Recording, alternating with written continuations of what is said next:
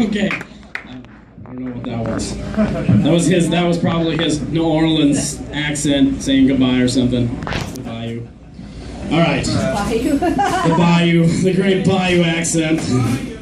Bayou. All right. Weird. Your next comic coming to the stage, very good friend of mine.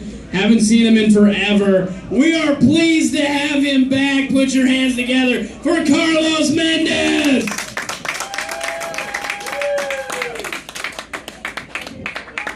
All right.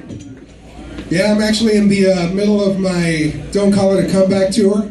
Mainly because nobody really missed me. At least that's what my birth parents said.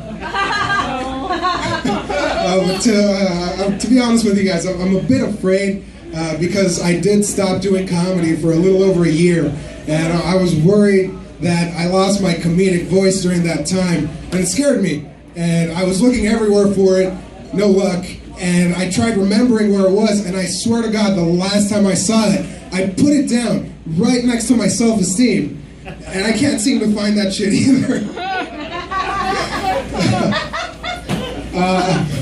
I've been fat most of my life.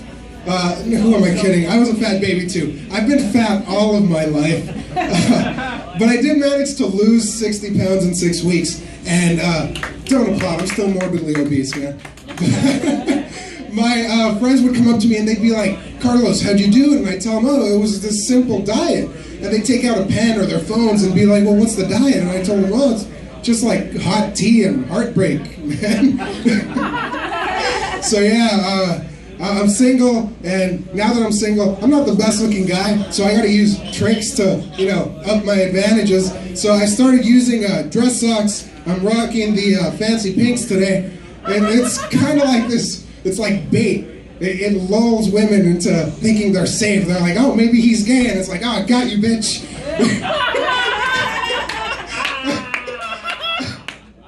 So, no, I did lose my girlfriend. It was a really, really tragic case of the I lied when I told you I love yous. And she talked to me and she was like, you're combative and unlikable. And I told her, no, fuck you. I'm fucking likable. That might explain why my longest relationship has been my relationship with alcohol. Yes! Yes! Yeah, as time goes on, I've been trying to forgive, or at the very least forget. God, I wish I could forget. But the more I get closer to it, the more I start thinking about it and going like, no, fuck that. What kind of a sick and twisted individual takes something that's completely broken on its own, like over here, and decides to just beat the shit out of it for fun? Like, you either have to be a horrible person or just retarded. And it reminded me of a story about my cousin. See, back then, he lived in TJ's second-story apartment, and he was this retarded 3-year-old kid. And if we're being honest up here, which we are, all 3-year-olds are retarded.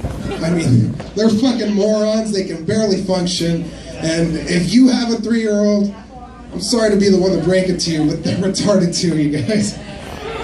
So, 3-year-old cousin gets a puppy. This thing's practically a newborn. But, like I said, it's a TJ dog.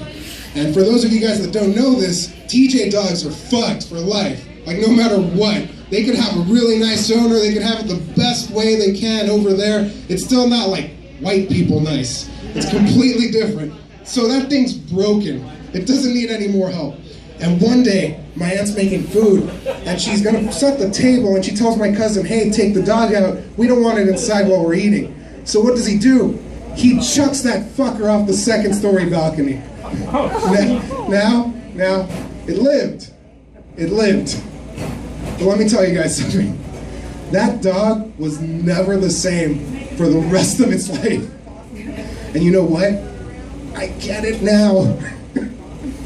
So, yeah, my family has never had good luck when it comes to pets. I remember when I was around 5 years old, I had hamsters, and they were great. They were like my family, and I loved them, and I would pet them on the head all the time, like, oh, I love you, Mr. Hamster, and I love you too, Mrs. Hamster, and it was beautiful.